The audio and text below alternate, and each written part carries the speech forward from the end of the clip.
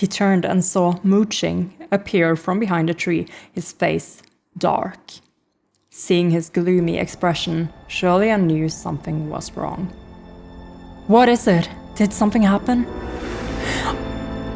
Fucking me! Is there anyone there? Yes, from QC. Iceberg, right ahead! Thank you. Iceberg, right ahead! Stop! Hands out, over, sir!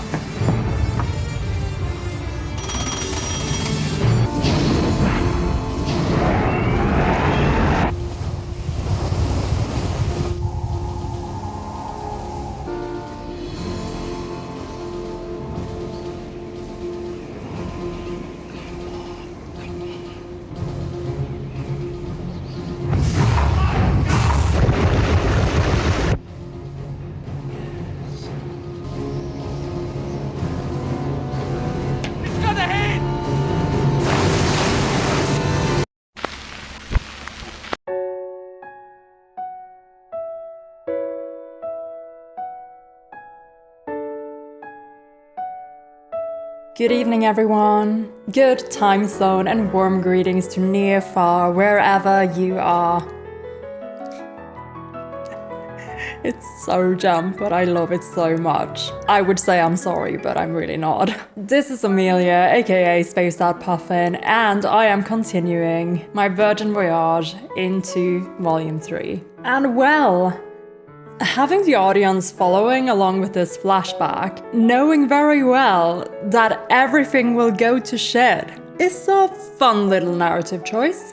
As in, this is very stressful. Seriously. Reading Volume 3 feels like you're boarding the ship of dreams, knowing that in 4 days, or maybe 4 chapters, it's gonna go down.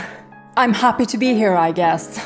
And I've said this before, but this way of telling the story has me as a reader very stressed and following every single introduction and every single thing that happens with a lot of wariness. Like really, Long Ying's kid was coughing a little bit, and I'm already like an old crone cautioning against the oncoming plague, because we know it's coming. But luckily, throughout all of this, Hualien is always close by. As in, on the cover. I guess if everything just gets too much, I could always just close the book and just have a look at them for a little bit. Yeah, a few people mentioned in the comments already that the only way they ever got through the tough parts of this was just remembering that in the future, Hualien does get to meet again, and they're okay-ish. It's a nice thought, but that's in 800 years, guys.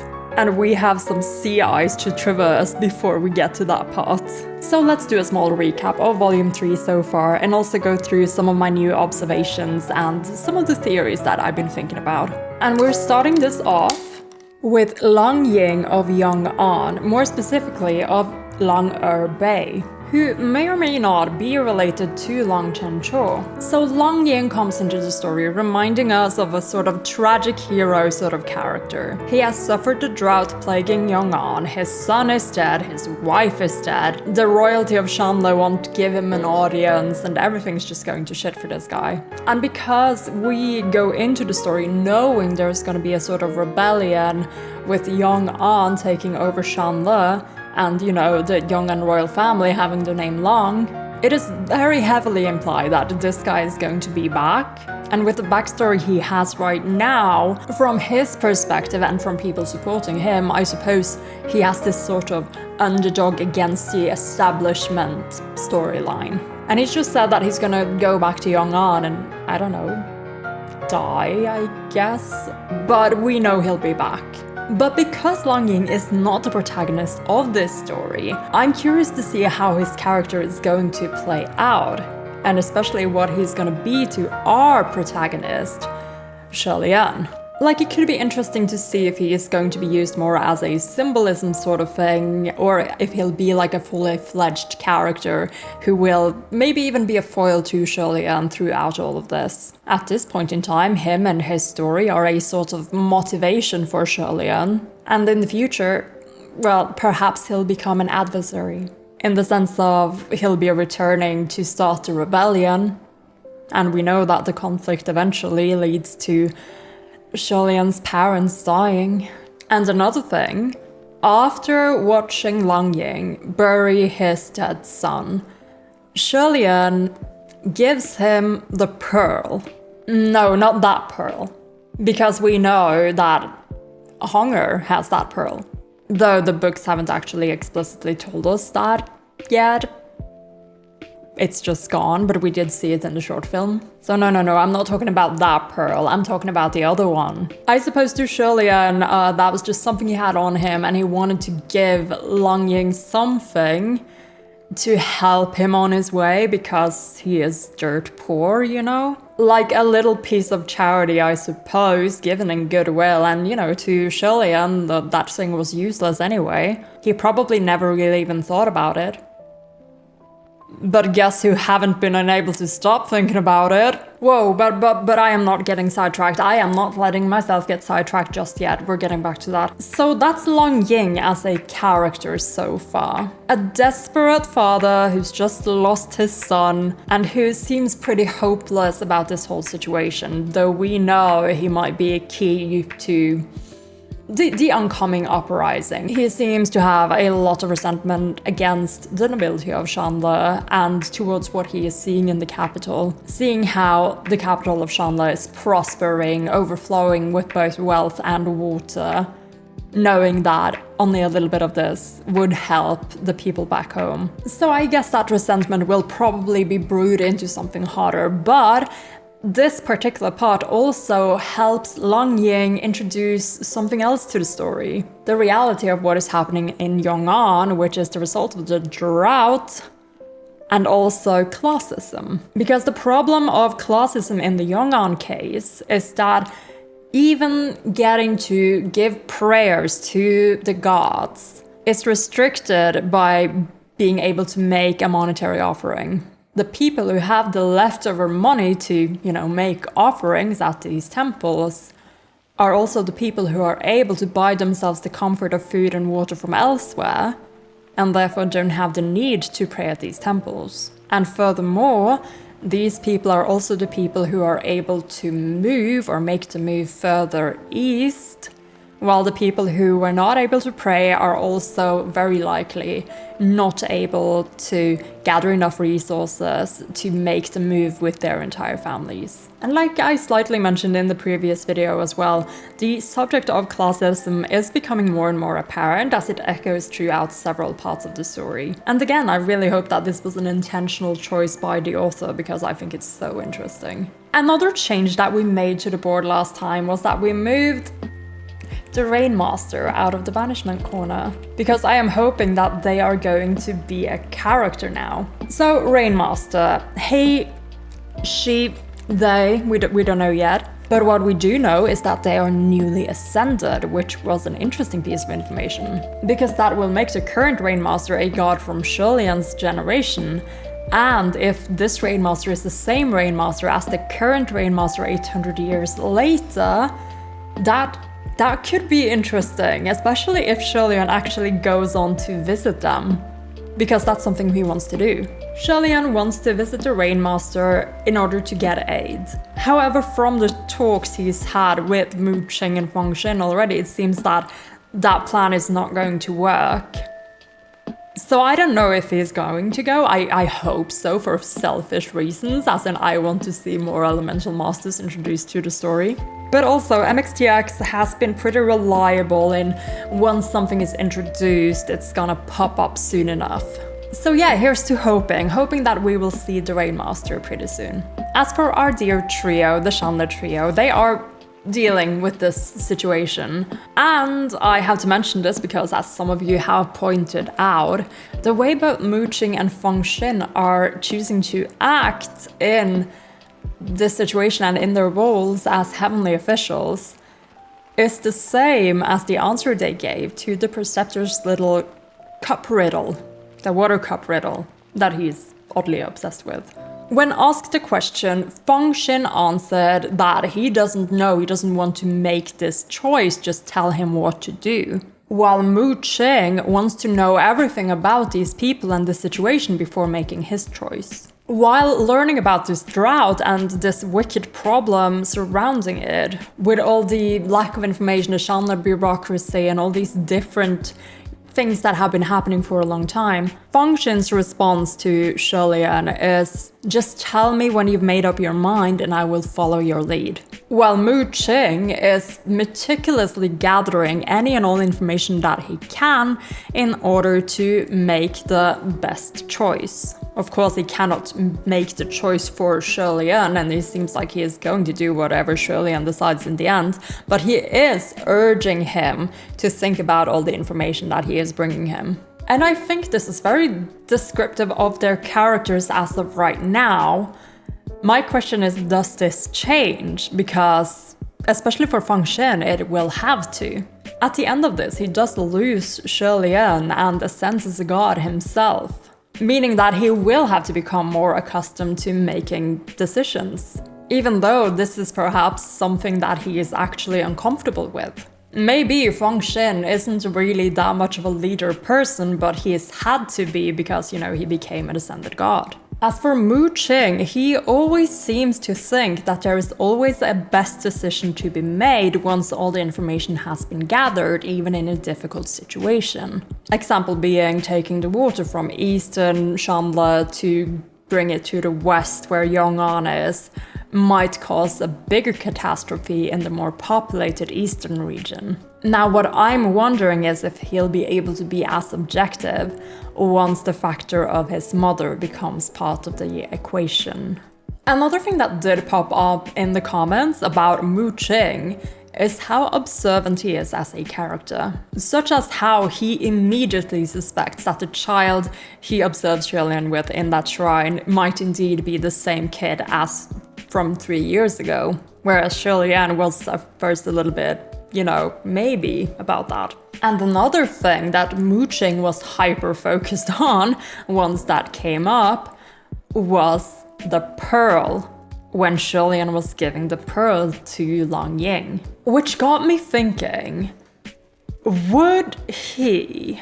Okay, so Huachang doesn't use his real form that much, or at least he didn't until recently. So in theory, the only time Huachang has been in his real form in front of Mu Qing and Feng Xin would have been in Season 2, Episode 6 during the raid of the Xianle Palace, which was a pretty chaotic scene where Huachang was pretty far away from Feng Xin and Mu Qing both. So here's the question. Would Mu Qing be able to recognize that pearl 800 years later, if given the chance? Like, on a scale from cherries to Huachang, how traumatized is Mu Qing about the whole pearl incident?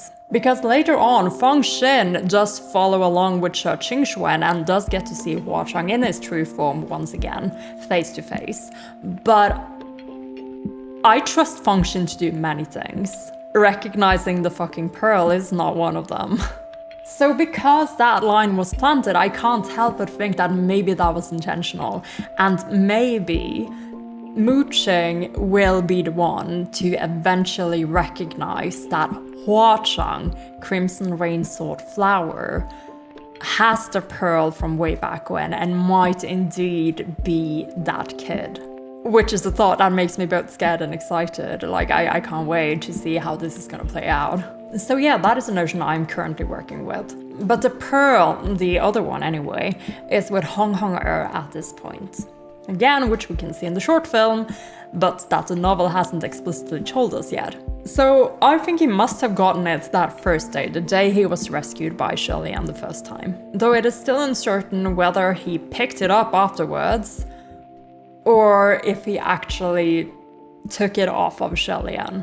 Which would be pretty funny and ironic, because that was what Mu Qing felt he was being accused of.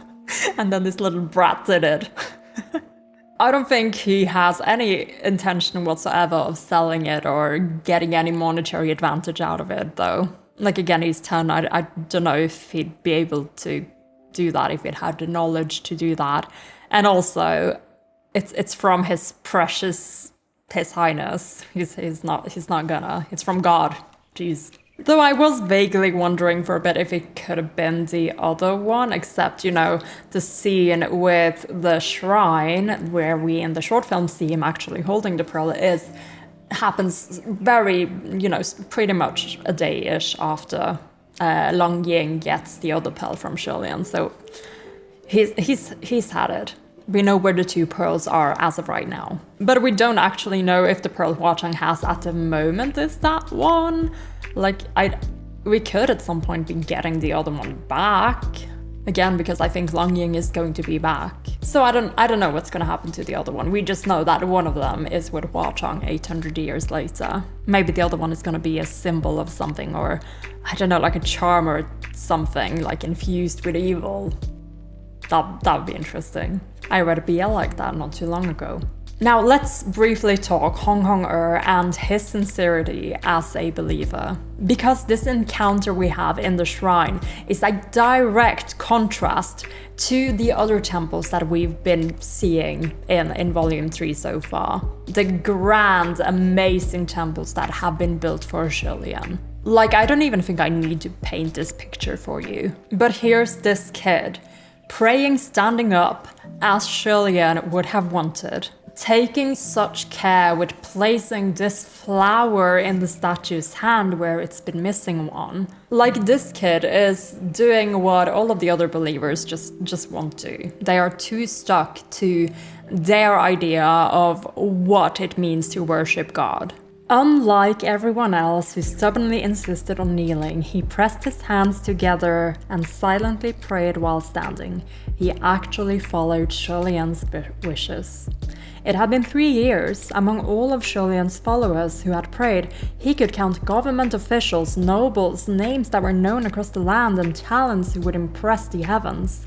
And yet, Xianle felt the sincerest of them all was this child who looked barely over 13, and who had probably been barred entry to those fancier golden temples simply because of his humble clothing, and had no choice but to pay his respects at this simple shrine. Truly an indescribable feeling.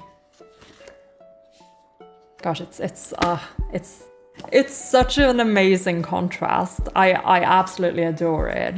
And I like to think that this sincerity is what makes Xianle act for him. What makes him save him from his little bullies, and what makes him unwilling to leave when he tells of his pains to him. And I like to think that after the day Xianle has just had, this little encounter brings him a little bit of hope as well. Which is how it pains me how Xianle laughs this whole thing off when he tells about it to San Long in 800 years.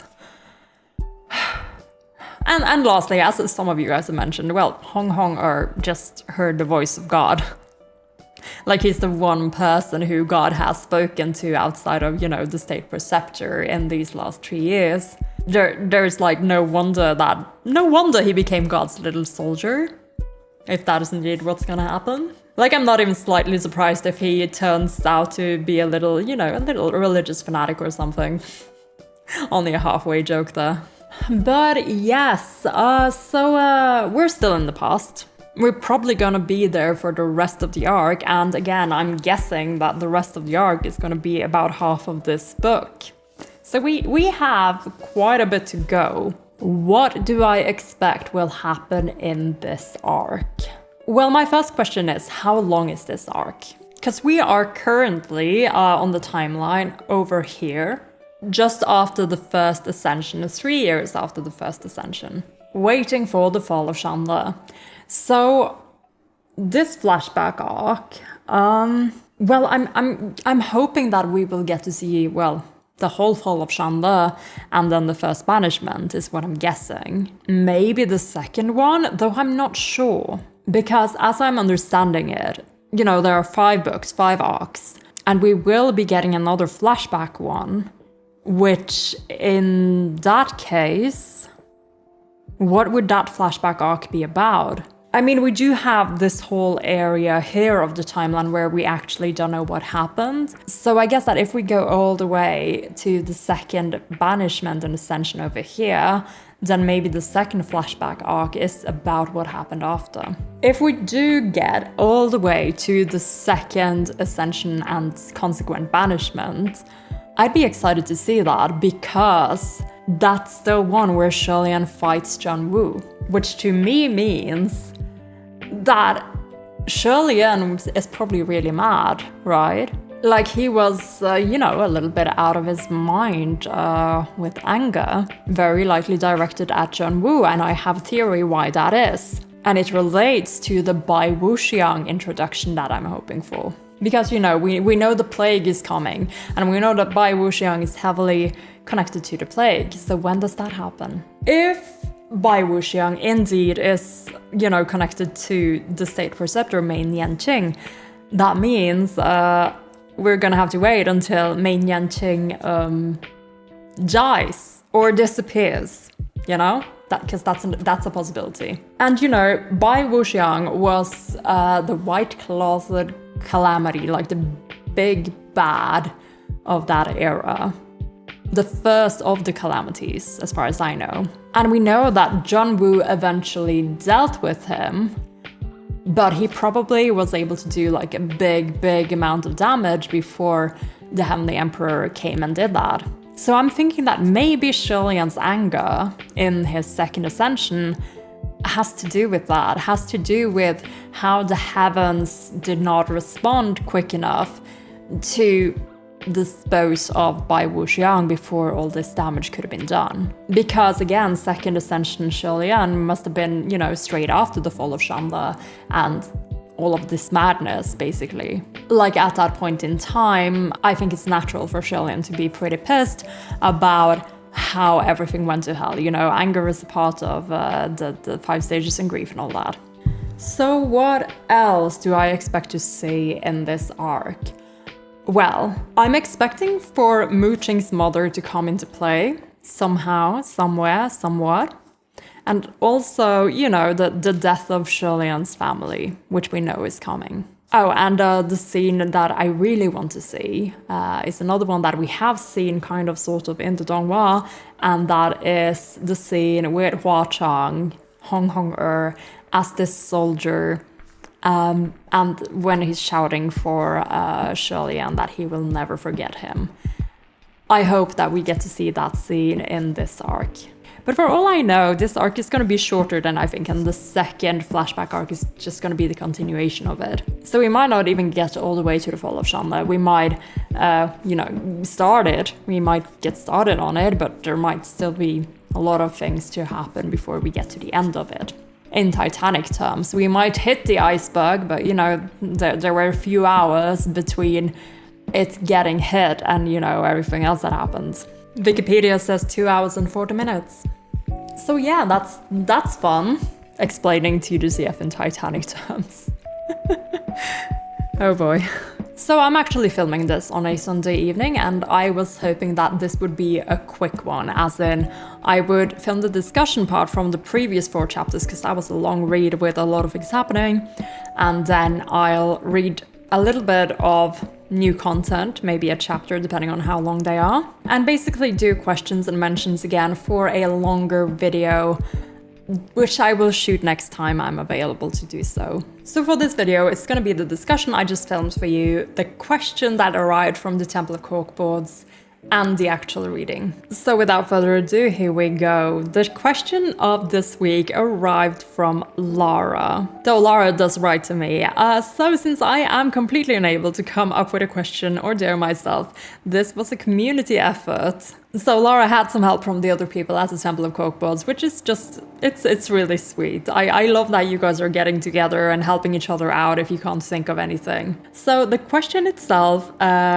was from Ali, and most of the answers were from Shady and one from me, so maybe I can guess which one. Oh, okay. Let's give it a go. Lara is, after all, one of the first people who joined the server, and also one of my lovely deputies. So I feel like I should be able to pick out which one came from Lara. You'll have to tell me if I was right. Let's give it a go.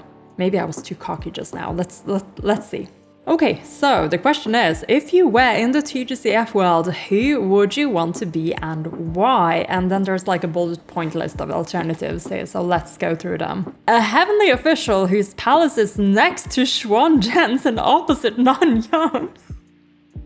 That's so funny, actually. A ghost with their own shop in Ghost City, and what would you sell? Oh, that's fun.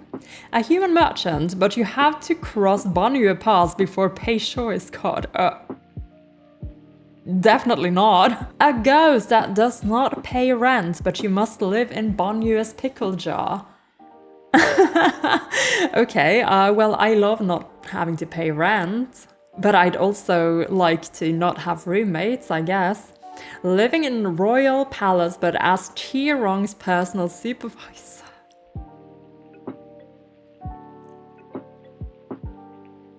Footnote on that. Would I be allowed to perform physical punishments? Half joke, I would never hit a kid. Qirong though. Living with Xulian as mortal, but you must eat his food daily. Oh my gosh, I don't think I could. I would love to live with Xulian. However, I like my food too much. I would probably volunteer to cook. I don't think I could eat his food. I like food too much. I like my sense of taste too much. I'm gonna have to say no to Xulian. Oh no. Okay. So off the bat, I think I'll have to cross out the food one. I can't do that one. And I also would not want to live in Banyu's pickle jar.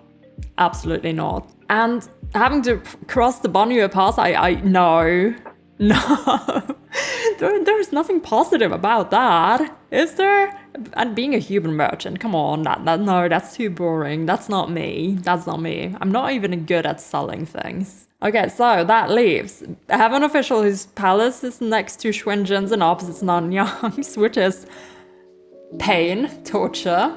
But the drama would be so juicy, though. I just imagine being like a heavenly official sitting out on my little balcony with my little tea set and, you know, getting all the tea. Honestly, that'd be interesting. I wonder if I'd ever get a good night's sleep. But a ghost with their own shop in Ghost City would be very cute, though. I mean, Ghost City seems like a fun area, and you know, all the drama happening would make for a fun time, I suppose. And I'd love to sell little charms of some sort. That'd be fun. As for living as Qirong's supervisor, you know what? I don't think I would do that. I don't think that my specific skill set within pedagogy would help me in this situation, because I think that it's assumed that I would not be allowed to really discipline him in any way. I don't think this would work out for us, and I also already hate him, so that would be a bad match. Like, please do not let me be his supervisor.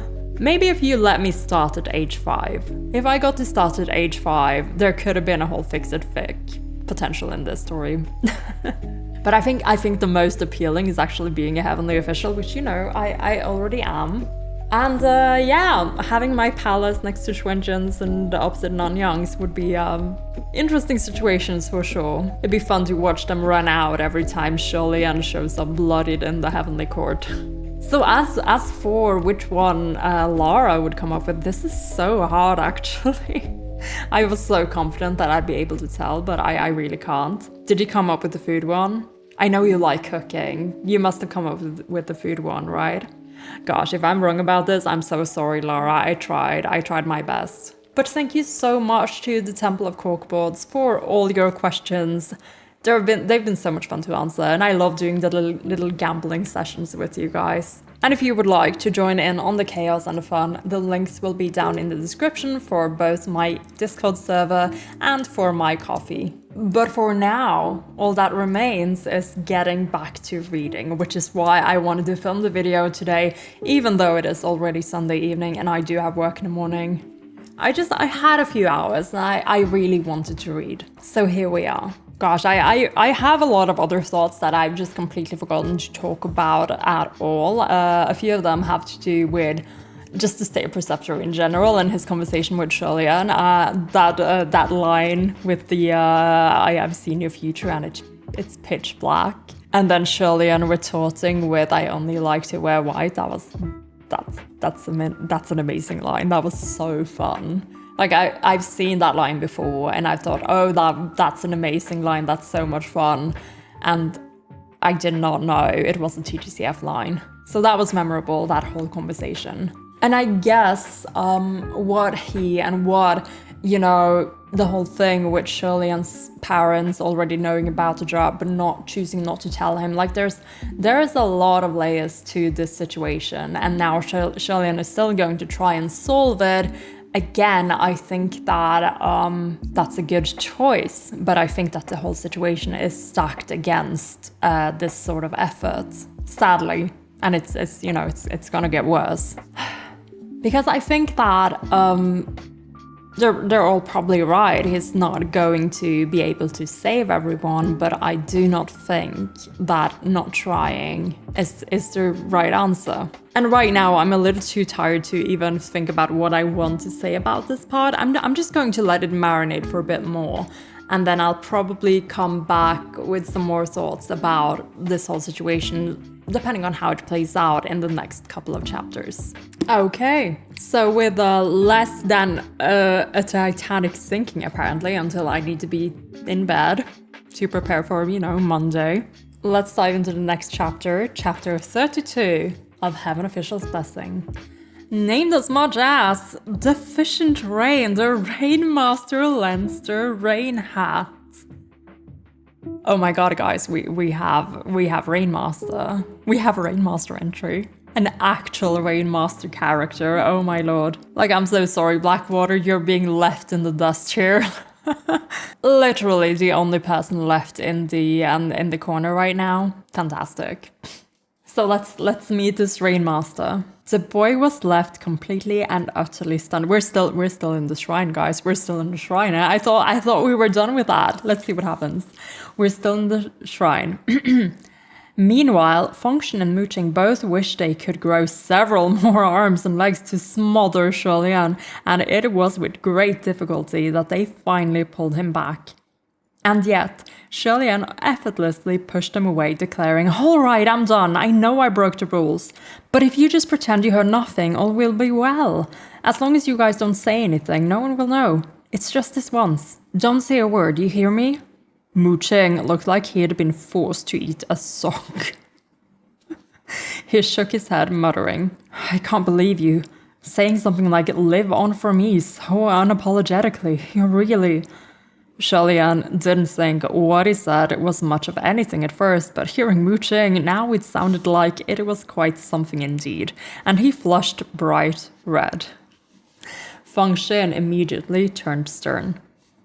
"Enough. His Highness already said not to speak of it, so why are you still talking about it?" Yet the corners of his own lips were twitching as he spoke. Shirley-Ann couldn't stand it anymore and defended himself. What? What I said clearly worked, look! The boy sat in a daze for a long while, but when Shirley-Ann's voice didn't return, he rubbed hard at his face and reached for the offering plate on the altar. He held it in his arms and started eating the shriveled fruit and refreshments. He chewed and chewed vigorously, looking like a pitiful, vicious small animal. Shirley-Ann bent down to watch him, a smile spreading across his face. "You see," he said to the other two. "It worked. He refused to eat before, but now he is." "All right, fine, it worked, but you're a god," Mooching said. Right, it worked, but you're a god," Function said as well. Ellipsy reply from Shirley-Ann. That was finally one of those ellipsy replies that I actually enjoy. just very silly. And I also love that Mooching and Function are just, in sync about this. Shirley-Ann straightened and grew serious once more. "Indeed, I am a god. I called you both over because I have come to a decision." In an instant, the relaxed atmosphere turned heavy again. "What do you want us to do?" Function asked, while Mooching queried, "Are we still getting involved?" "We are. It's simple," Shirley-Ann said. There is not enough water in the kingdom of Xianle, so we will go to the kingdoms outside Xianle. Go to other kingdoms? Qing asked, sounding doubtful. Won't it be too far? We'd need to borrow water-creating spiritual devices from some water god and impose on the territories of other heavenly officials. They might not be willing. Of course, Xianle had considered this. I'm going to give it a shot. It's still better than doing nothing. Thank you, Xianle. You two stay and keep watching over Yong'an. Lend assistance to the worst affected areas, and I will return to the upper court. Any problem with that? No problem, I've got your back, Fengxin said. Qing gave it some thought and asked, but what about all the prayers from the devotees at the Temple of the Crown Prince, Your Highness? I was getting to that, Xianle replied. Pick out the important ones and take care of them for me. The not-so-dire ones can wait. Qing appeared rather reluctant, but still acknowledged the command. You're the Crown Prince, so we'll listen to you, but I'd advise not letting them wait too long. Xianle patted their shoulders. Fengxin and Qing bowed, then departed, leaving only Xianle and the child in the small shrine. As Xianle exited the shrine, he took a brief glance back. However, he didn't stay a moment longer and rushed straight for the heavenly capital. Initially, he had planned to pay a visit to any of the heavenly officials who controlled water, but strangely, they seemed to all be on leave and absent from their respective residences in the heavenly capital. Only the Rainmaster, who didn't reside in the heavens, was on active duty. As Xianle hurried down to the streets of the capital, he bumped into a black-clad female official carrying an armload of scrolls. Is this Lingwen? Okay, I'll see in a second, but like Xianle already mentioned wanting to go to the Rainmaster earlier on. So like why would we do this? Why would we have this paragraph describing how he was going to go to several people to ask and then none of them are available, except for the Rainmaster who's not in the heavens anyway? Because it's redundant to the fact that Xianle already said he wants to visit the Rainmaster. The only other reason why you would put that there is because why are they all unavailable? Like, we know that some of the gods, like the heavenly officials, seem to be like, they don't particularly like that Xianle is so popular right now. Like, I get the impression that some are even a bit mad at him for, stealing their followers and their prayers. And he didn't, guessing that there's some sort of like heaven decorum where he was supposed to maybe go around and, pay his respects to people, but he's only really, it's been mentioned that he only really went to visit John Woo, not really the other ones. So they might think him a little bit haughty, And I wonder if they are deliberately, like, not helping. They don't want to help him. They don't want to assist him. Which is really fucking shitty. But then again, they're heavenly officials. What exactly did I expect? But anyway, Xianle is bumping into this black-clad female official carrying an armload of scrolls. She smiled. Your Highness, you're finally back.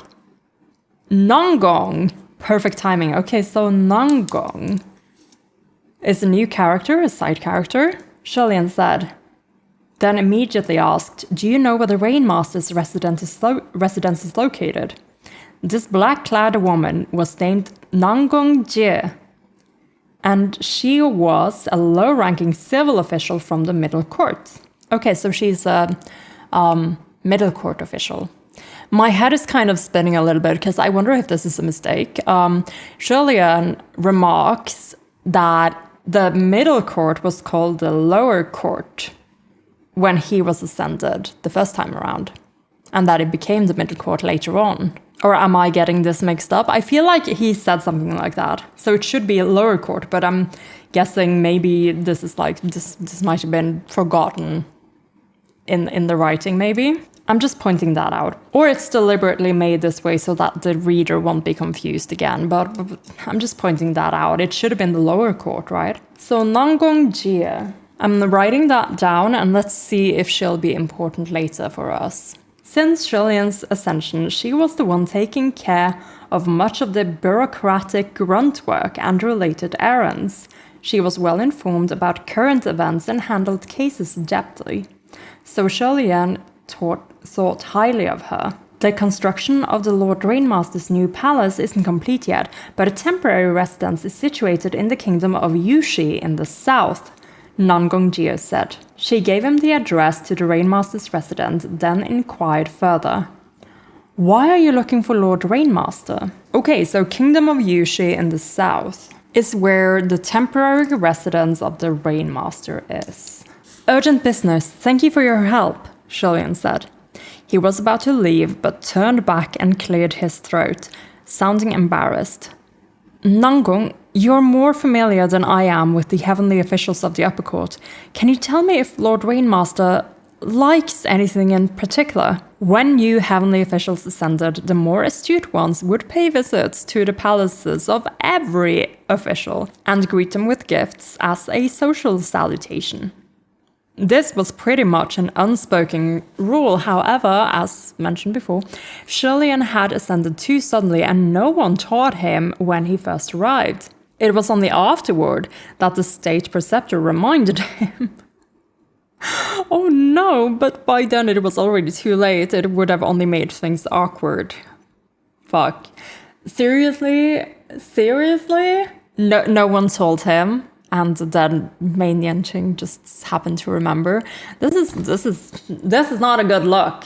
You're supposed to have his back. What is this? What is this, Mr. Mei? Jesus. Also, to a crown prince like Xianle, it felt too much like backhanded bribery, and he didn't appreciate the practice. So in the end, he decided to just go about things naturally, hoping for a chance to build relationships with the other officials through more genuine means.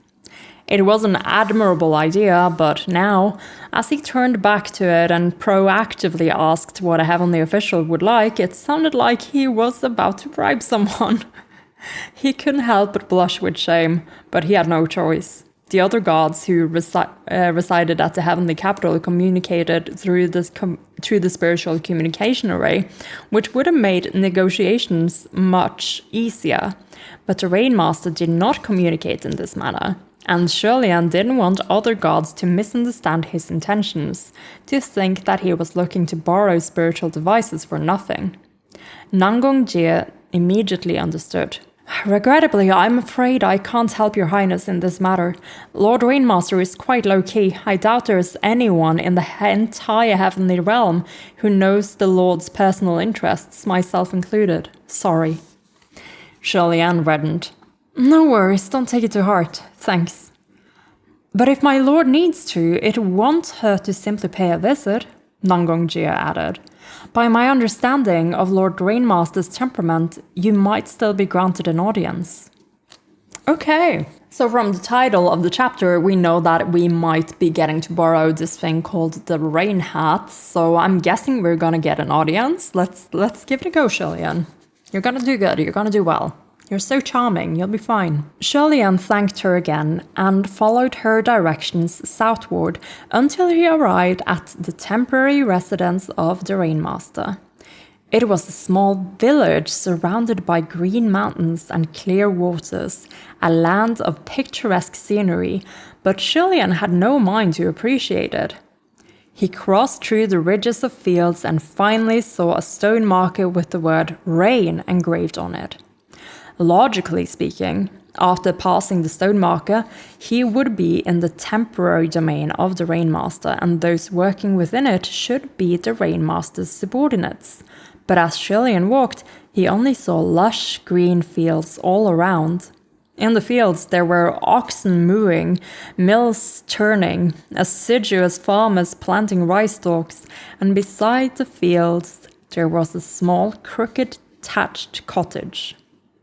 There was neither trace nor sign of divinity, and Xianle wondered if he had gone in the wrong direction. Wasn't this simply a small, impoverished farming village? As he doubted himself, a black ox in a far field let out a long, lowing noise, and another. Then it stood back on its hind legs, and its forelegs stretched out in order to remove the plow from its own back. That strong, solid body narrowed, the long oxen snouts shrank, and in the blink of an eye it had transformed from a sleek black ox into a farmer, stripped to the waist. Okay, so we have some shape-shifting going on here. The farmer was tall and strong, his muscles well-defined, and the contours of his face hard. His nose had a polished iron nose ring hooked through it like that of an ox, and a long grass stalk hung from his lips. Like stereotypical, like farmer from like old cartoons. The other farmers witnessed this extraordinary transformation but continued to work like it was nothing. Which is how you know that this is probably a sort of divine realm then. Divine territory. Xianle concluded that no one here was mortal and approached, raising his folded hands in courtesy. Fellow cultivator, may I inquire whether this is the temporary residence of Lord Rainmaster? The black ox farmer pointed to the field bank directly across and replied, yeah, Lord Rainmaster lives there. Ellipsy reply from Xianle for that. So is this a subordinate then? Or is it indeed the Rainmaster themselves? Let's read on. Xianle looked around several times before confirming that the only thing in that pointed direction was indeed the thatched cottage. It looked like it would topple from a mere breeze, and it surely leaked on rainy days.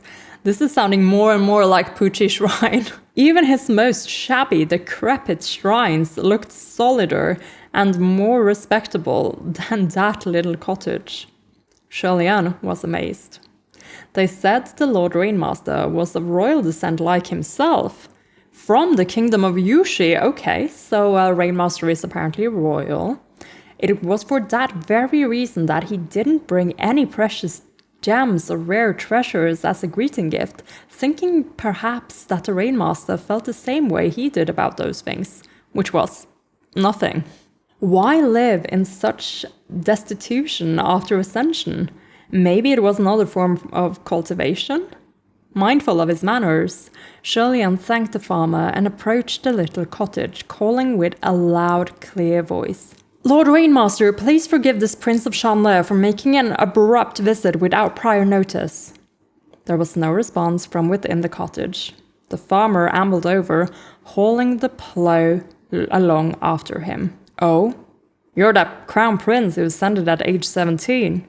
Regrettably, Xianle said. Nothing regrettable about it, it's just the truth, the farmer said. But Lord Rainmaster doesn't enjoy entertaining guests and was injured recently, so I'm afraid he won't be received today. Okay, injured recently. We're learning a lot about the Rainmaster, even though it seems we're not visiting. We'll see. Xianle was disappointed at hearing this, but still wanted to keep trying. Then may I ask you to pass on a message for me? I have an urgent request. However, if Lord Rainmaster should feel inconvenienced by it, I won't persist. The farmer chuckled. No need to pass on any word. We all know why you're here. Feels bad, right? Having no water in Xianle. Everyone knows. This is apparently a known situation. Okay, Xianle just found out. Xianle was taken aback. You know of Xianle's affairs, sir? Of course I know, the farmer said. And that's not limited to just those of us in this middle of nowhere mountain. Right now, who doesn't know that catastrophe is about to befall your kingdom of Xianle? You don't know anything about your own affairs, but everyone spectating understands what's really going on. And they're probably all enjoying the show. So, you're here to borrow the Rainmaster's spiritual device for disaster aid, right? This is so... this is not nice. This feels so... Like this guy saying, this farmer who was an ox. Everyone knows, everyone spectating understands what's really going on. And they're enjoying the show. This is not giving me good vibes. This is giving me complacency vibes. This is not good. Those were enlightening words. Yeah, they were. It was only then that Xianle realized those heavenly officials in the upper court weren't coincidentally all gone at the same time. They all knew what his intentions were and purposely shut their doors or left in advance to dodge him, to avoid being dragged into this mess. He sighed. Should I have paid everyone's palace a visit at the beginning? Would that have made it easier to find someone willing to assist among my peers? It was a depressing thought. He responded in a small voice. That's right. If I am causing trouble for the Rainmaster, I will not pester any further. However, the farmer said, why won't you pester? Because it's shameful? This is about the survival of your kingdom. Shouldn't you pester us to death? Is it so hard to lower yourself and ask? Young people shouldn't be rattled so easily. Let me say something unpleasant. Should Lord Rainmaster help, it's on account of kindness. If not, it's on account of duty. Whether you'll be lent that advice is based on the Lord's mood. So if you don't get what you want, don't bother complaining about it later. Xianle knew that what he said made sense, but the situation was so dire and the farmer's tone so unfriendly that a wave of anger rolled through him. He held his head higher and replied in an upright voice. I understand everything you are saying, and I would never complain behind anyone's back, so why must you make assumptions about how I'll react? I said I will not pester simply because I do not want to waste my time and cause trouble for Lord Rainmaster in the process. But if Lord Rainmaster would not feel inconvenienced, and all I need to do to borrow the spiritual device is be bothersome about it, then it would be nothing for me to offer up all 8,000 of my temples and kowtow 100 times. The farmer burst out laughing. You're angry. You have the temper of a child. Here. He tossed something over. Xianle raised his hand and caught a grass-colored bamboo hat. The very one that the farmer previously had on his back. What is this? Xianle asked. The thing you wanted to borrow, the farmer explained. Lord Rainmaster already asked me to pass this to you before you came. Use it carefully. If you break it, we won't forgive you. Xianle's eyes widened. Why? Didn't I already tell you? The farmer said. The loan was based on the Lord's mood. Other heavenly officials won't help you, so Lord Rainmaster had to go against the flow. Whatever Lord Rainmaster wants to do shall be done. Thank you so much. Thank you, Xianle cried. Don't be too happy so soon, Your Highness, the farmer added. Lord Rainmaster may have ascended before you, but has fewer devotees, and thus less power. And there are those recent injuries to consider. The loan of that thing is all you'll get, the rest is up to you. Distant waters cannot quench nearby thirsts. The Rainmaster's hat can move rain, but not create water. There's not enough water in your Xianle, so you must borrow from other kingdoms, and they may not be willing. Only the kingdom of Yushi has had rain in abundance in recent years, and it is rather wealthy in that aspect. However, there is a great distance to be crossed between the two kingdoms, and every use of that hat will drain an enormous amount of your spiritual power. No matter how much you possess, there will come a day that it runs dry. Okay, so we have some limitations to follow here. But also, we have like a few more hints about the Rainmaster. The Rainmaster already decided to let Xianle borrow the hat.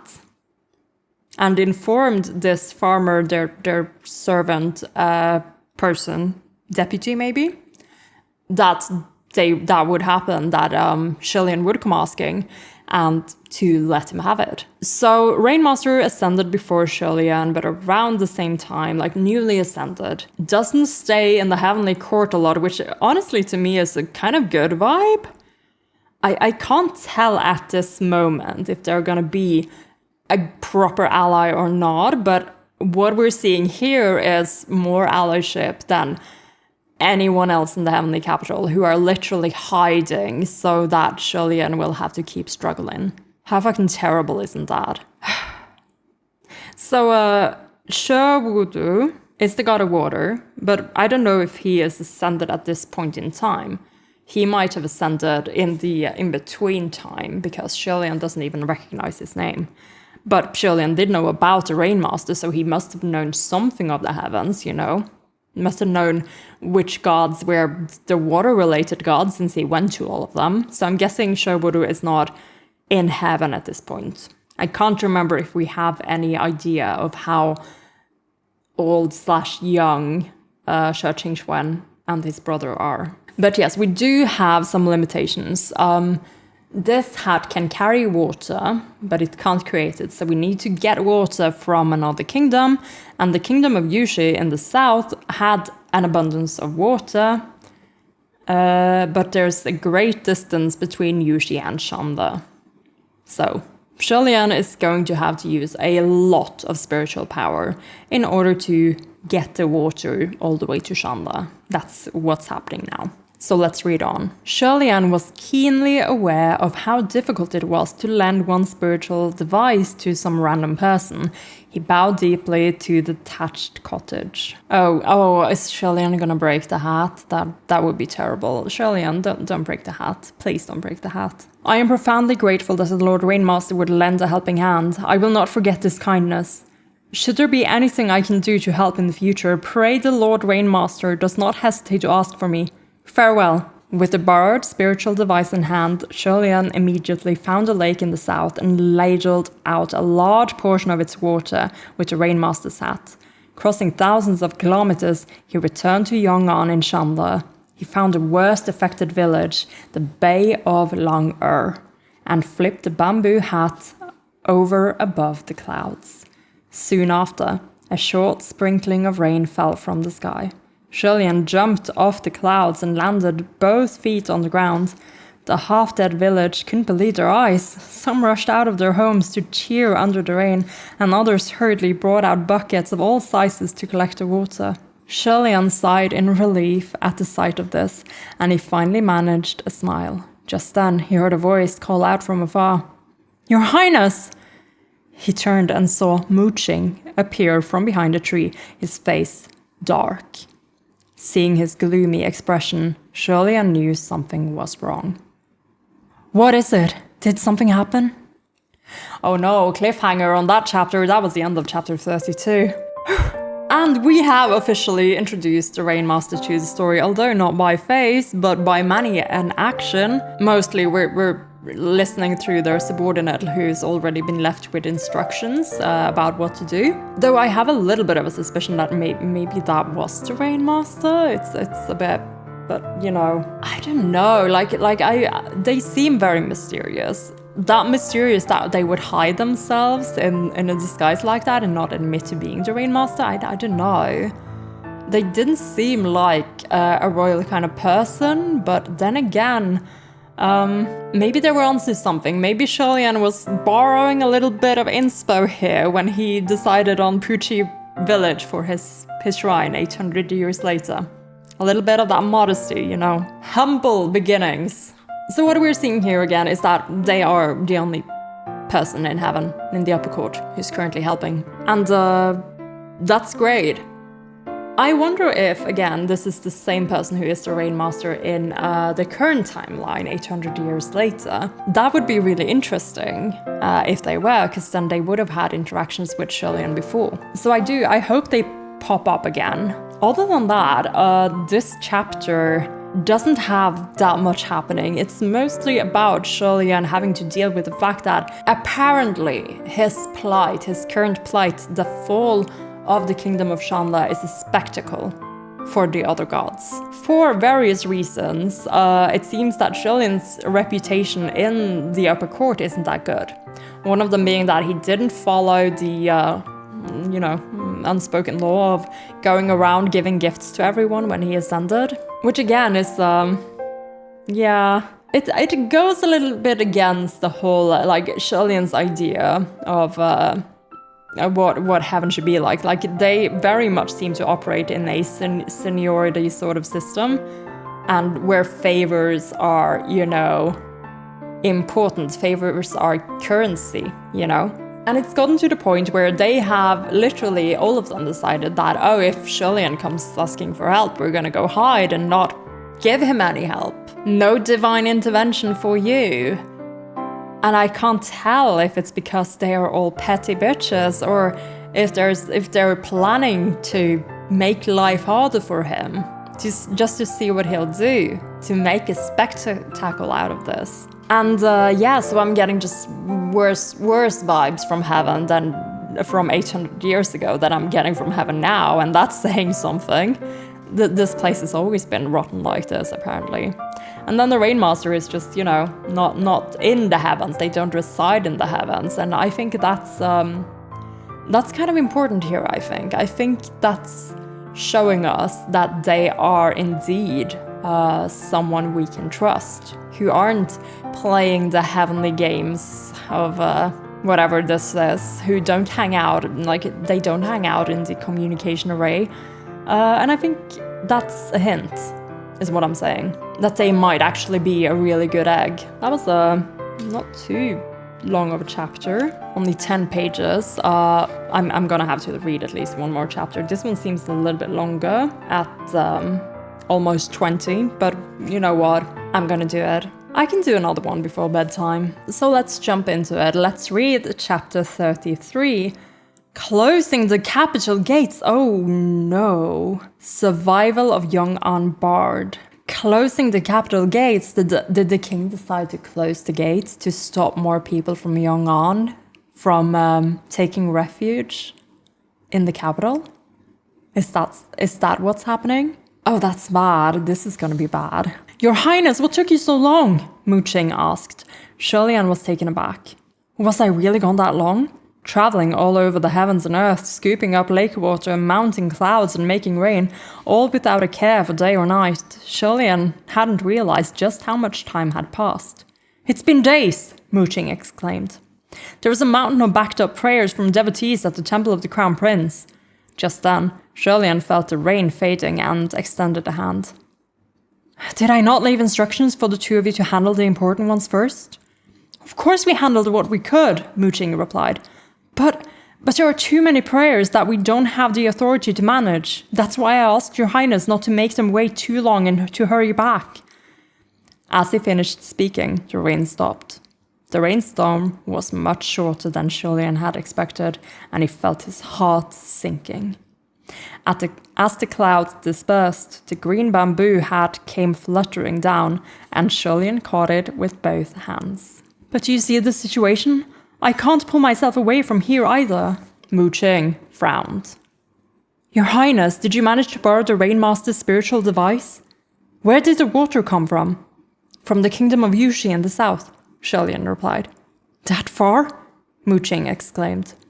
How much power did it take to move water just once? If you're determined to keep watering Yong-an with these spare storms, how will you keep up with your followers' prayers? Even if he hadn't said it aloud, Xianle understood. He was a martial god, and the devotees to the Temple of the Crown Prince were his foundation, the source of his spiritual power. His action now were essentially abandoning that foundation. And if he wasn't careful, both sides would suffer. But what else could he do? I know, Xianle said. But if things go on like this, and a riot breaks out in Yong-an, the Temple of the Crown Prince will be affected sooner or later. That's already happened, Mu Qing exclaimed. Xianle was shocked. What? At that, Xianle rushed back to the imperial capital of Xianle. When he arrived at the Grand Avenue of Divine Might, a band of imperial soldiers clad in armor and wielding sharp weapons were marching a line of detained men down the road. The prisoners were unkempt, with their hands and heads locked in kangus, with a footnote of a kangu. I don't know how to say this. Kangu is a flat board, usually made of wood, that was secured around the neck and sometimes hands of people as a form of corporal punishment or public humiliation. Yeah, I kind of know what that would look like, but I don't know this word. Anyway, citizens crowded both sides of the road, fury evident on every one of their faces. Feng Xin tensely gripped his black bow as if preparing for a riot at any moment. Feng Xin! Xianle demanded sharply. Who are those detainees? What crime did they commit? Where are they taking them? Hearing his voice, Feng Xin hurried over. Your Highness, they're all people of Yong-an. Of course. First we ostracize them and then we criminalize them. This is somehow not unexpected. There were dozens of men in that line, all tall and gaunt, their skin tanned and dark from the sun. Behind its soldiers trailed several old men and a number of stricken women and children. The ones following behind are as well? Xianle questioned. All of them, Qing confirmed. Over the past several months, at the height of the drought, Yong'an's residents uprooted their lives and fled to the east in droves. When it was only a few dozen people, it wasn't obvious, but the flow kept coming, and by now there were more than 500 of them. When a massive, dense crowd like that gathered, it became quite a spectacle. The people of Yong'an were strangers to this land with nothing to their names, and the moment they opened their mouths, their dialects gave them away. So when they arrived at this strange, bustling city, they naturally stuck together for comfort. After searching all over, they finally found an uninhabited green meadow within the imperial capital. Overjoyed, they built sheds and huts as temporary shelters. Unfortunately, although the field was uninhabited, it was very dear to those of the imperial capital. The culture of Xianle was quite indulgent, and residents of the imperial capital were leaders in that lifestyle. Citizens would gather at that field to stroll, dance, sing poetry, paint, practice the art of the sword, and so on. Yong'an, on the other hand, had always been poor, so the temperament and culture of the citizens of this western land were completely opposite to those of the east. Because of this, citizens of the imperial capital often believed that they had the purest Xianle blood. And now their elegant city had been overtaken by a large number of refugees, who filled the air with their strange smells and sounds, the constant disruption of laundry and campfires, the stench of stewing herbs and leftovers and sweat, the unending weeping. It made many nearby residents recoil with disgust, and their complaints were endless. And their empathies were nowhere to be found. Some of the elder Yong'an leaders understood their predicament and wanted to move elsewhere, yet the imperial capital was already heavily populated. No matter where they went, it was crowded with people, and there wasn't anywhere else that could settle so many. Furthermore, they had wounded people, sick people, old folks, and children, which made it infeasible to move frequently. They had no choice but to shamelessly yet cautiously cling to that meadow.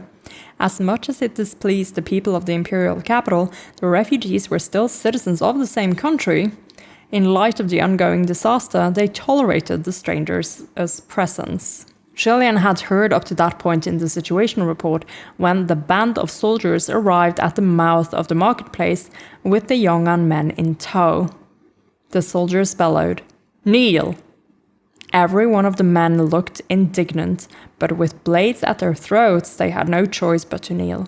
When the crowd of capital citizens saw the men drop to their knees, some sighed, but others clearly felt vindicated. "According to your report, both sides have tolerated each other thus far, so what happened today?" Xianle asked. Before Functionary Qing could answer, a woman started wailing and crying from the crowd.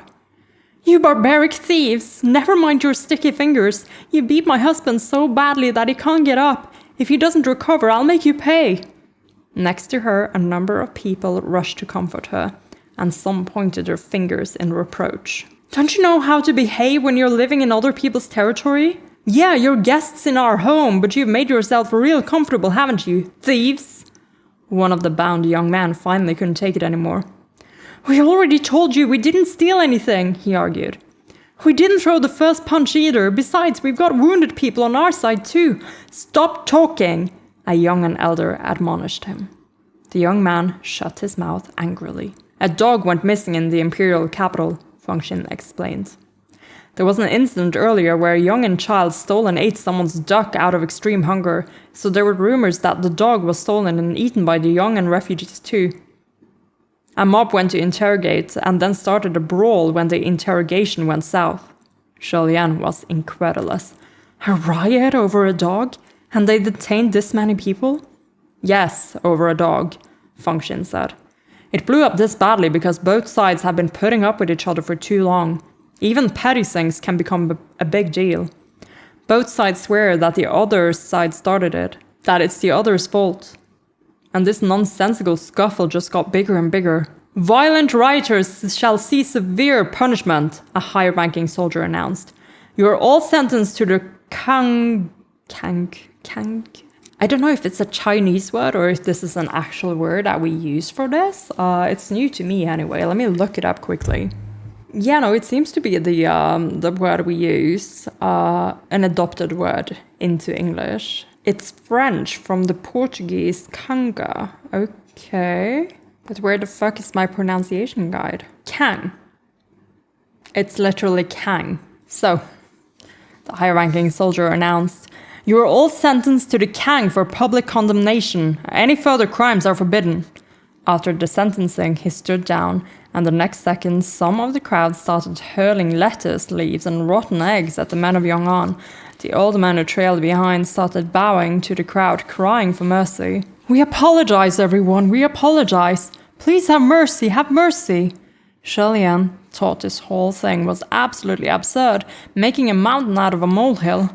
But he could also understand the feelings on both sides. So did they really steal anything? Did they find that dog? Feng Xin shook his head.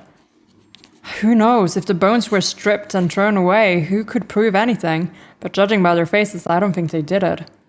But of course, the soldiers of the imperial capital would favor the capital's citizens when handing down their judgment. Whether anything had been stolen or not, there had been a riot, and so the fault must lie with those from Yong'an. Furthermore, while the men of the imperial capital loved to strut around, they weren't as tough as the men of Yong'an. They must have been utterly humiliated in that brawl, and that complete loss of face only created a greater feud between the two groups. Xianle shook his head. As his gaze swept over the crowd, he suddenly noticed a familiar-looking young man in the middle of that row of Yong'an prisoners. Is it? Oh my god. With his head hung low. It was that man from the woods, Long Ying. He didn't go back. He ended up saying, or he came back with the crowd. Xianle was stunned. Just then, someone nearby complained.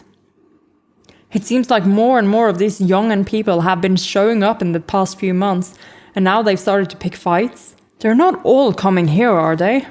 A man who appeared to be a merchant gestured wildly. His Majesty the King won't allow it. My house was robbed by Yong'an thieves just the other day. If they all came here, there'd be hell. Long Ying had kept his head low all this time, letting the groceries hit him freely, but at those words, he suddenly looked up. Did you see it? The merchant hadn't expected a response and replied without thinking. What? Yong'an thieves robbing your house? Did you see them with your own eyes? I didn't see them myself, but it's always been peaceful here before. I was only robbed after you all showed up. So how can you say it has nothing to do with you? The merchant argued. Long Ying nodded. I get it. Before we came here, your people were the ones stealing, but once we arrived, we became the thieves. A rotten persimmon came flying at him before he could finish and smashed into the side of his mouth, looking like he had vomited a splatter of blood. The merchant burst out laughing, and Long Ying's eyes dimmed. He closed his mouth and stopped talking. Xianle dissolved the sharp rocks that were thrown at the young man. Oh my lord. Ensuring that they wouldn't be severely injured. This public humiliation continued until evening, and only after the onlooking citizens finally dispersed did the soldiers decide it was enough. Only then did they unlock the Kangs and warn the men not to cause any more trouble, otherwise they'd be severely punished, and so on and so on. The elders bowed deeply over and over with apologetic smiles, promising to never violate the rules ever again, but Long Ying, looking apathetic, walked away all alone. Xianle watched that lone figure depart, then caught the right moment to appear in a flash from behind a tree to block his path. Oh gosh. The moment he appeared, the young man's eyes sharpened, and in that instant, it looked like he was going to choke Xianle dead. He took a second to process who was standing before him and withdrew the hand that was so ready to attack. It's you. Oh my gosh, this is so tense. They're having a second meeting already, and it's getting bad. I didn't expect him to be here already, and I didn't expect this to come so soon, but I guess this is escalating quickly. Xianle had transformed back into the form of that young cultivator. Ying had almost managed to seize him, which startled Xianle even as he thought, this man is a little impressive. I gave you that pearl, he said. So why didn't you take it back to Ying? Ying regarded him. My son is here. I'm here too. After a brief pause, he took the coral pearl from its belt. Do you want it back? Here. The hand he held out still had marks from the Qing. After a moment of silence, Xianle didn't take it. Go back. It rained in the Bay of Long Earth today. He pointed to the sky. Tomorrow, there will be rain again, I promise. It's certain to be so. But Ying shook his head. It doesn't matter if it rains or not. There's no going back. Watching his back as he walked away, Xianle was left dumbfounded. He only felt endless frustration. This is... Yeah, Xianle is thinking that if he makes it rain, and gets to the end of the drought, that will fix things. The people of Yong'an will stay, they will be able to grow food again, and it will be fine. However, as Ying is kind of saying, it's been too long. The people who are dead are dead. And to someone who lost everything, it doesn't matter that it's raining back home. He has nothing there waiting. And again, there's all this resentment. And now, not only is he in this capital where he has seen how these people are living, and it's being established pretty starkly here, how much wealthier and well-off and leisurely the citizens of the capital are compared to the people of Yong'an.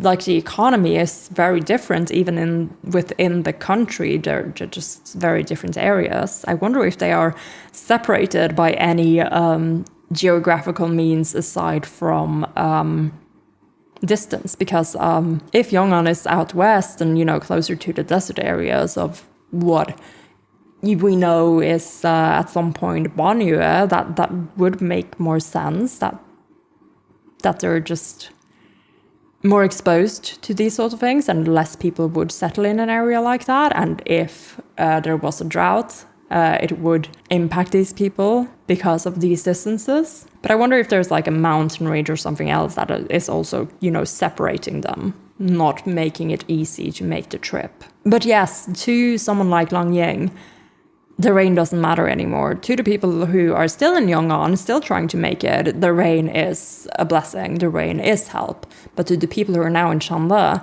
it's not. We have a whole separate problem now of these people who have nothing to return to, who have left everything, who have perhaps many dead, they have many injured and many sick among them. They've come here searching for a good life.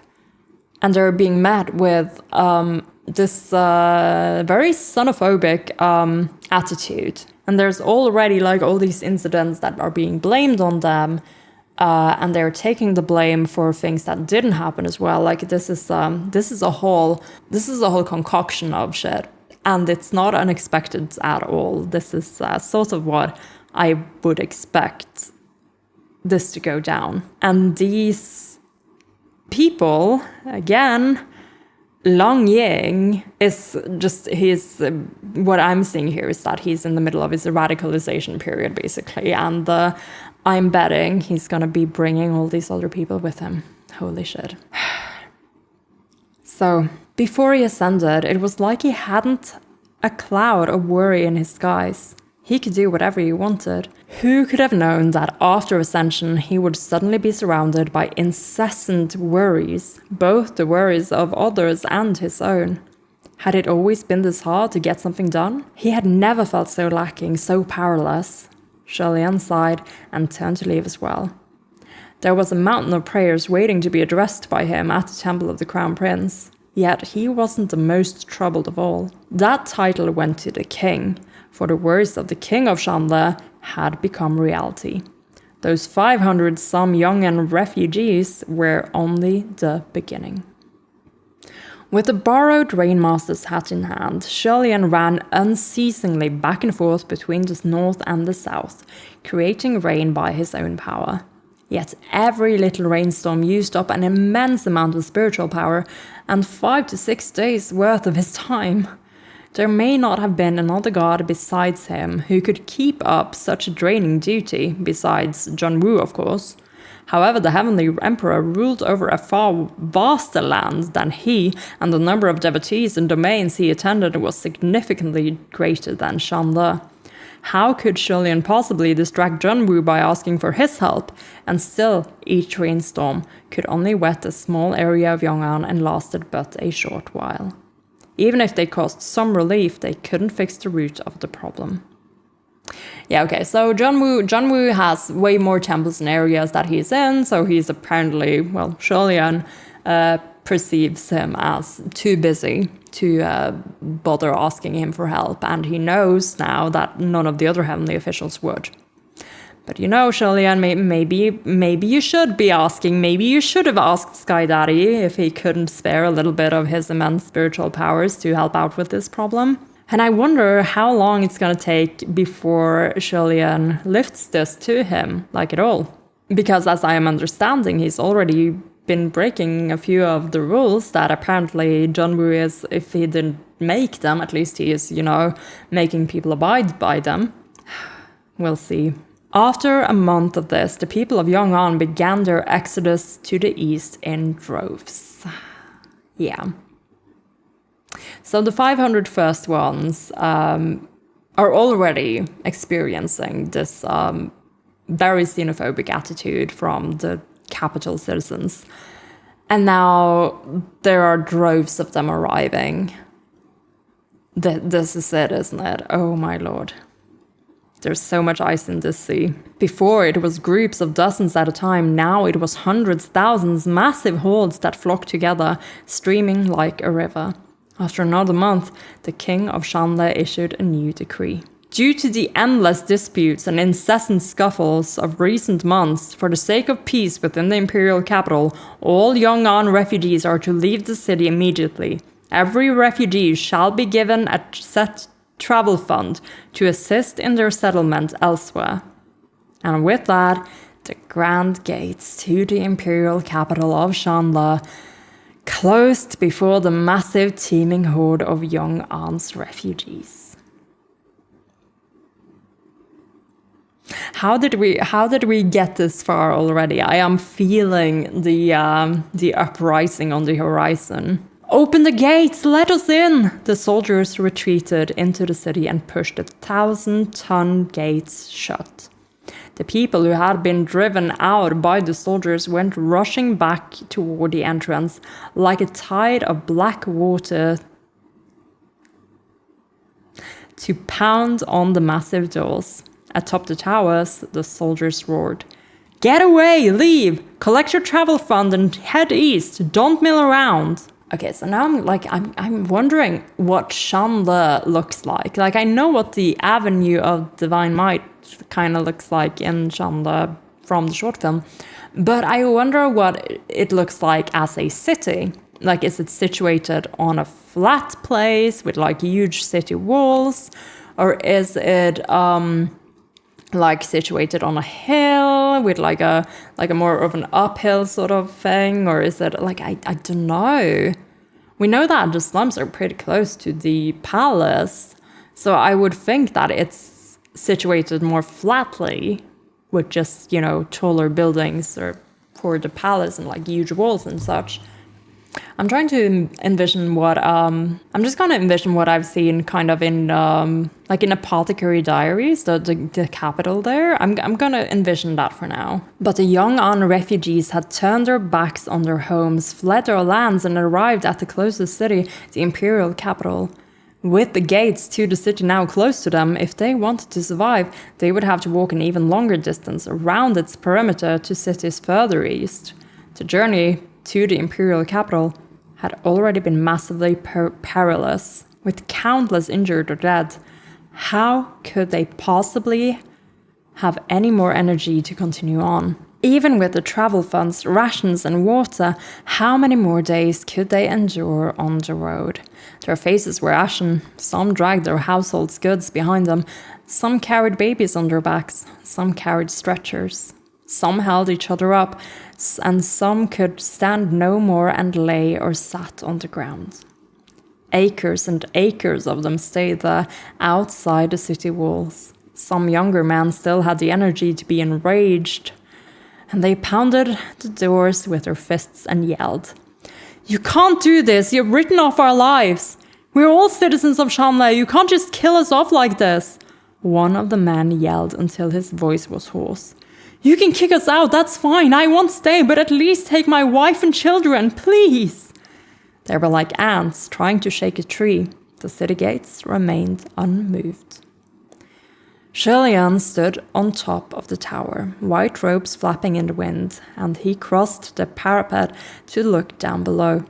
Outside the imperial capital were endless heads black and squirming, dense and tightly knit, very much like the swarms of ants he used to see in the imperial gardens when he played there in his younger years. Back then, he'd peered at them curiously and surreptitiously extended a finger to poke at them, but immediately an attendant had cried out, "Your Highness, those things are dirty! You can't touch! Don't touch!" Then she rushed over, skirts lifted, and squashed all the ants under her foot. Oh, that's a terrible image. Oh no. Yeah, but that's exactly what is happening here, right? Xianle being, just fascinated by these other creatures who are, alive, doing things, and then he's not allowed to touch them. He's been told that they are dirty, and not only is he told this, but this attendant literally killed them, which is kind of what is happening, right? My God. When those ants were alive, there was hardly anything worth looking at in their dense, roiling swarm. Once they were squashed into mush, there was even less to look at. Within the capital walls, lights twinkled magnificently in myriads of homes, and the sound of music wafted in the air. This one city wall separated two completely different worlds. It wasn't just that new young refugees were being refused, but even the ones that were already settled in the city had been expelled. It was harsh, but with the mounting friction between the young refugees and the capital residents in the recent months, Xianle could somewhat understand. If they allowed any young citizen to remain inside the city walls, they could collude with those outside the walls and cause havoc. However, there was one area he felt should be up for negotiation. He said absently, "Why must the women and the vulnerable be expelled too? There are some who can't walk much further." Qing and Qing stood right behind him. "If they must be expelled, they must all be expelled," Qing replied.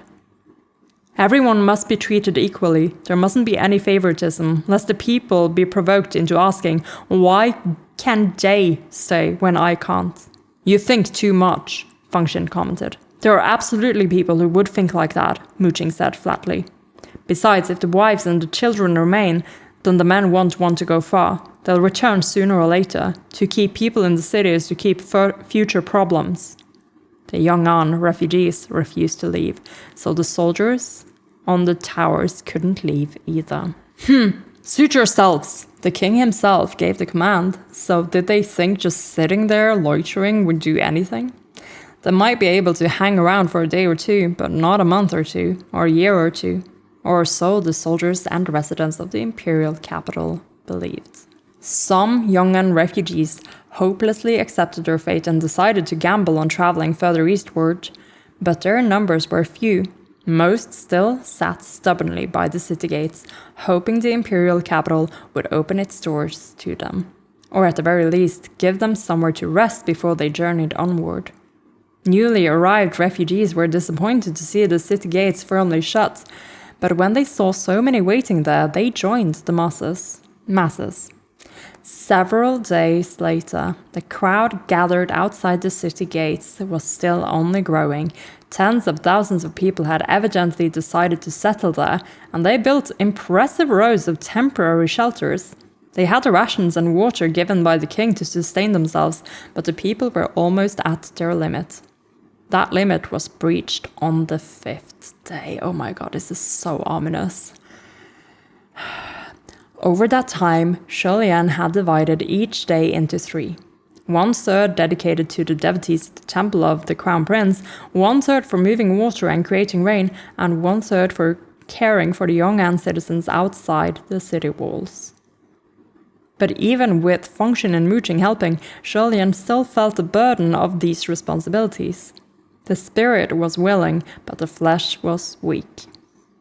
By coincidence, it happened during a time when Xianle wasn't standing guard outside the city walls. Under the scorching sun, a shriek was suddenly heard outside the gates. The cry came from a couple cradling their child in their arms. Many went over to see. "What's wrong with the child? Hungry? Thirsty?" And soon a shout. "Everyone, come share some water here. This kid's not looking good." The woman sobbed as she gave water to her red-faced child, but the child just vomited it back up.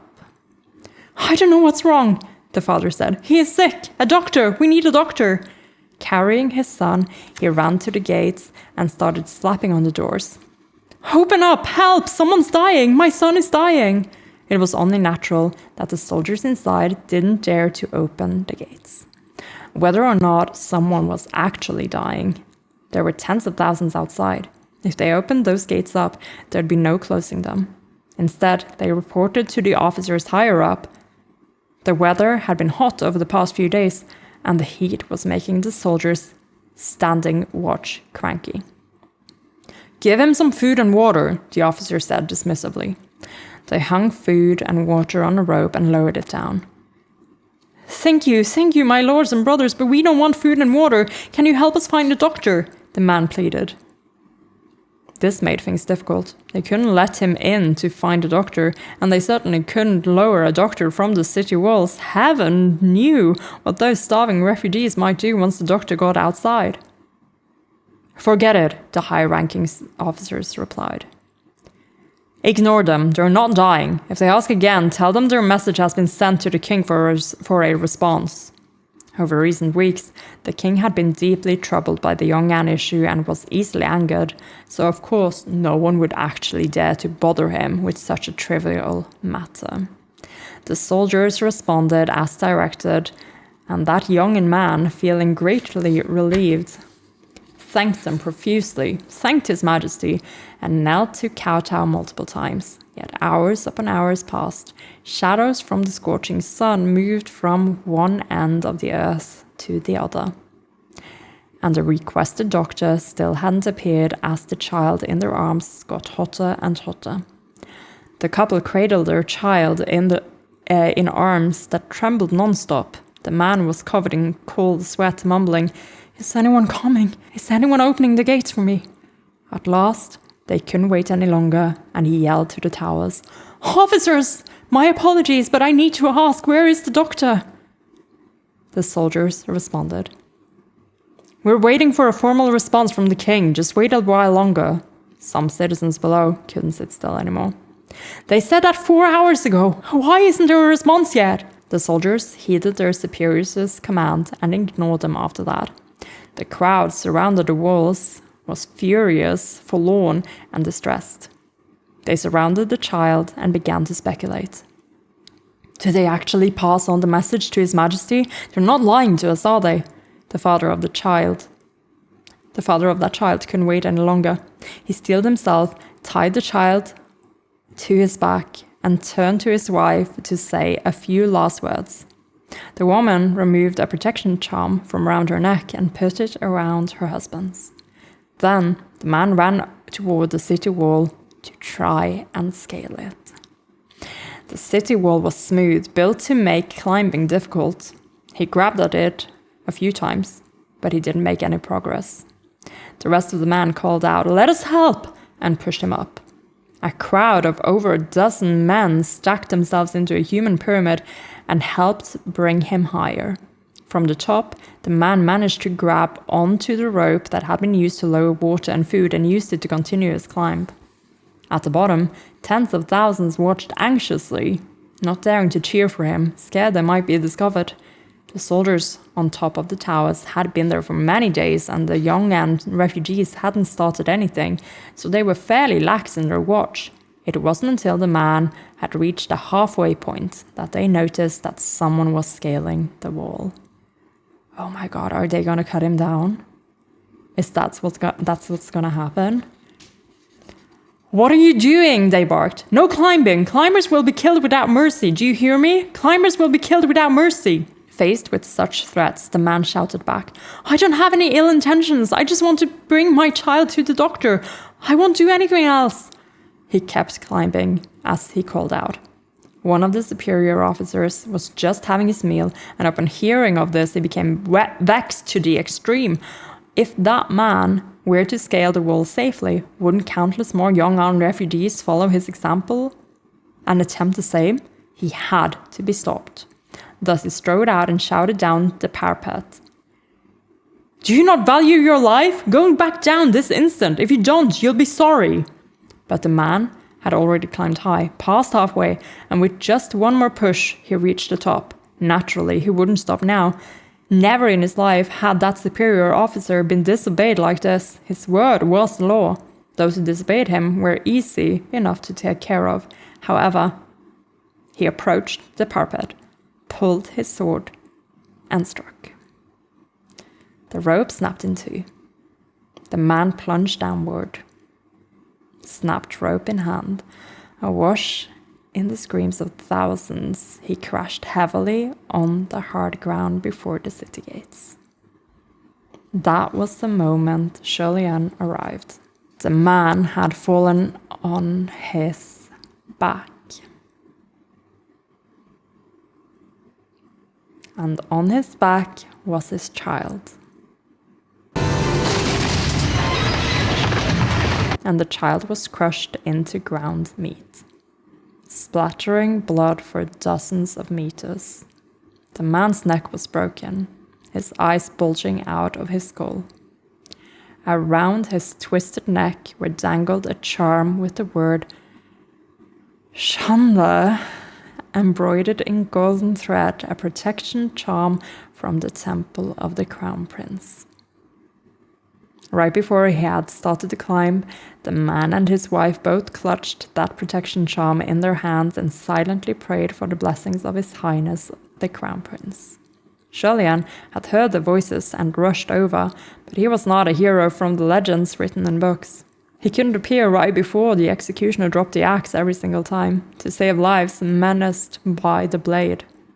The woman didn't even have the courage to flip her husband's dead body to check on the condition of her son. She covered her face and screamed, and without looking, she made a crazy dash forward to bash her head into the wall. Crack, and she dropped on the spot, her body limp. Right before Xianle's eyes, in the flash of a second, 3 dead bodies were sprawled before the city gates of the royal capital.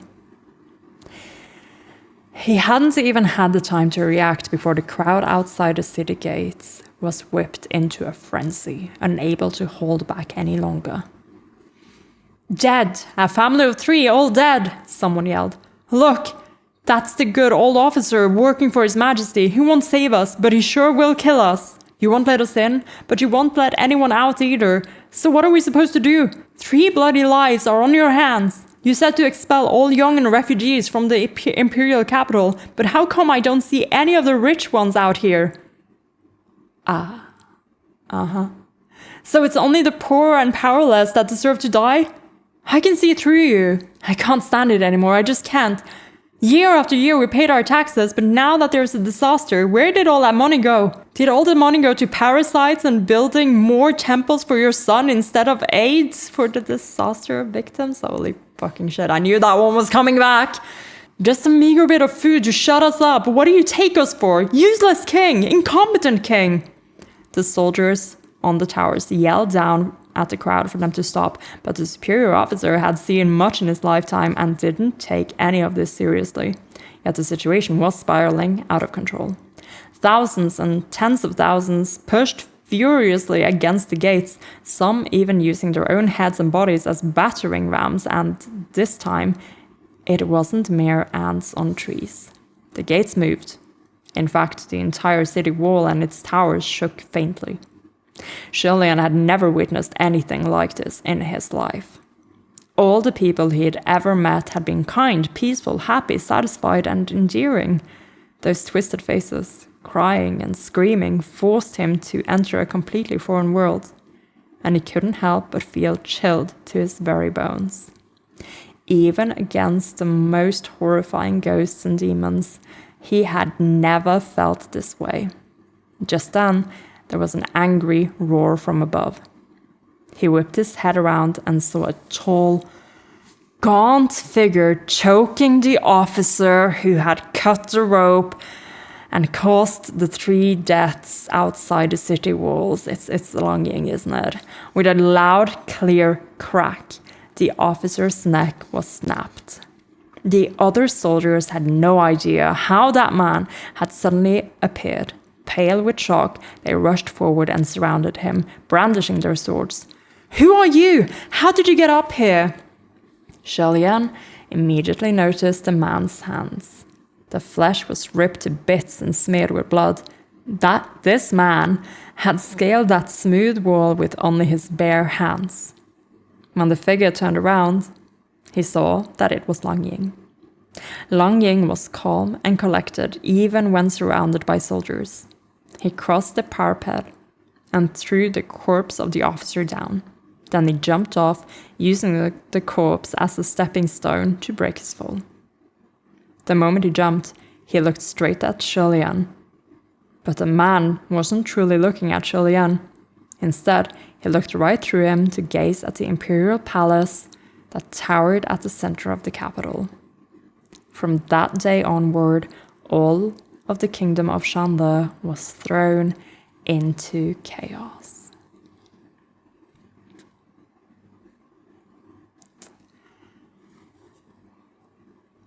I think we hit the iceberg, guys. I think that was the impact. Oh my lord, I don't even know what to say. Like, this was the firing moment, you know. This is the moment of impact, and they packed so many things into it. Like, all of Xianle's efforts in regards to giving relief to Yong-an are literally just drops of water into a leaking cup. And this entire situation, again, as I've been saying, it's been stacked against him from the start. And the thing about the temples came back, and the thing about the rich citizens of Yong-an who were still inside the cities apparently came back. It all came back. Everything that they've been building up through the book so far, through the first 90 pages of this book, just came to fruition in the last few pages. And like it's still going, but that moment, oh my lord, that was just the perfect moment for all this to happen. Xianle happened to not be there as it was going on. The only reason why he showed up to see the outcome is because the people who died first were followers of his, who sent sincere prayers to him before attempting this, and he could not be there in time to stop any of it. And then just the culmination of it all, Long Ying climbing that wall and killing that officer, drawing that first blood on Yong-an's behalf. Yeah, he's a little different from what I envisioned, definitely more bloodthirsty, but he has that righteousness that I did predict about him. And also just, I think there's a little bit of symbolism in that him, you know, offering the pearl back to Xianle, and he still hasn't spent it, he still hasn't made it into money and tried to make a life better for himself. Because again, he's still wallowing in this grief of his. And he is seeing all this injustice that he discovered when he first arrived, and it's still going on, and like towards all these people who are, you know, his people, the Yongan people. And I think, yeah, like he's apparently a strong guy, probably, like Xianle mentioned that he's impressive. And we already know that Yongan as a kingdom had a tradition of martial arts that's been mentioned a few times. So Yongan as region also had that, very likely. So he's a very skilled person, and as Xianle said, pretty impressive. Except, well, now he's using his skills to become what I'm guessing is gonna be the leader of the riots. Yeah, this is not good. This is gonna be so bad. But I can't believe that just a chapter ago I was just here like freaking out about new characters and being introduced and such. Now I'm here like, oh no. Yeah, we didn't even get to enjoy the victory of achieving, you know, getting aid, a little divine intervention for very long, because even the rain shower, the first one, was so short, and that was literally like a paragraph of relief before Qing showed up and went like things went to shit, and then it just went even more to shit over the last few months. My god. And of course, again, just the complete hypocrisy of Qing, you know, claiming that, well, we're making sure everyone is going outside because we have to treat everyone equally. And then, like, I don't know, of course, if it's true or not, but then this one Yongan citizen claims that all the rich Yongan citizens are still allowed to stay. And while I can't verify that, I am going to go out on a limb and say that I think it's true. I think that's absolutely true. And I think that even if, I don't know how aware Xianle and his people are of this, but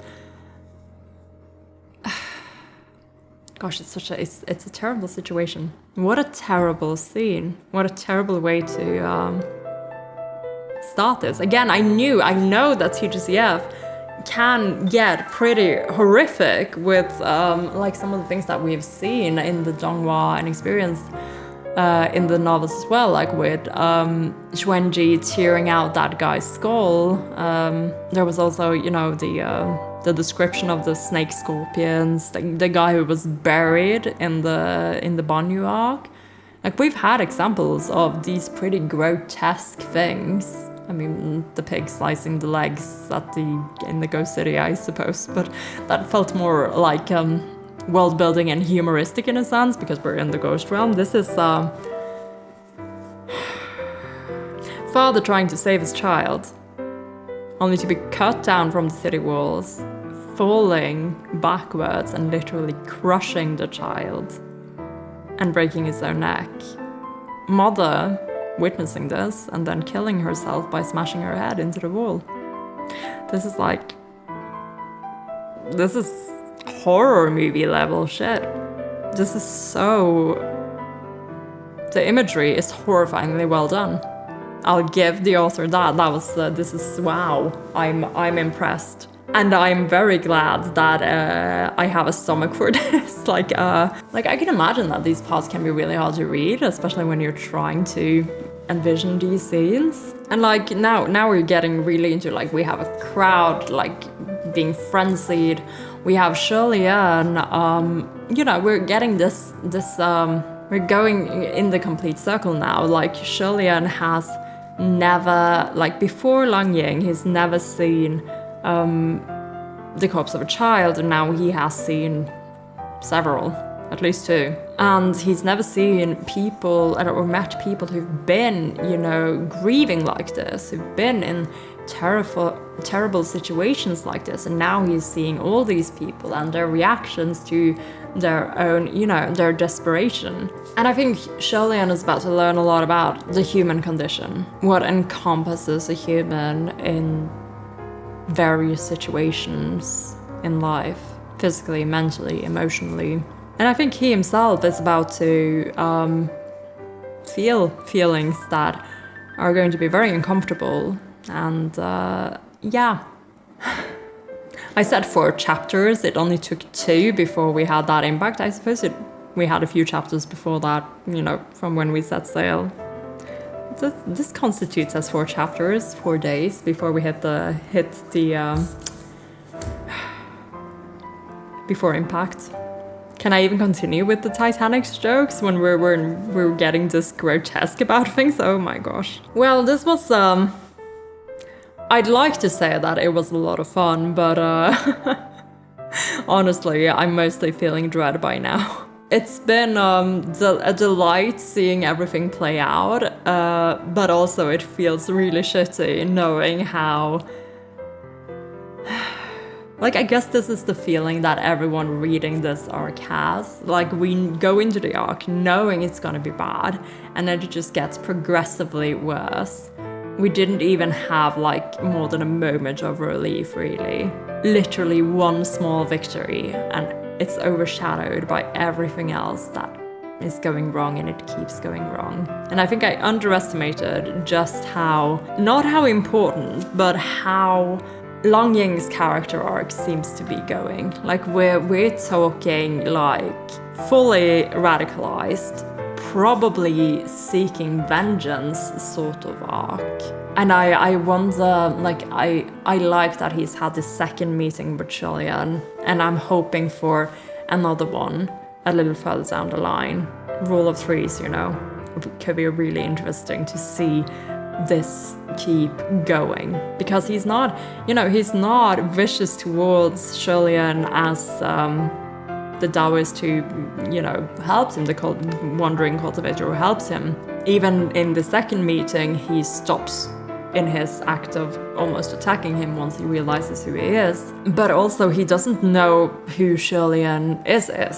So I wonder if that truth is ever going to come out. I mean, it would be, because this isn't it yet, right? We don't have a full-out war yet, which we kind of know is coming, and we don't even have the plague yet. And, like, Xianle is involved, but he is not, like, obviously involved. His citizens don't know that he's involved. And that's what's coming next, right?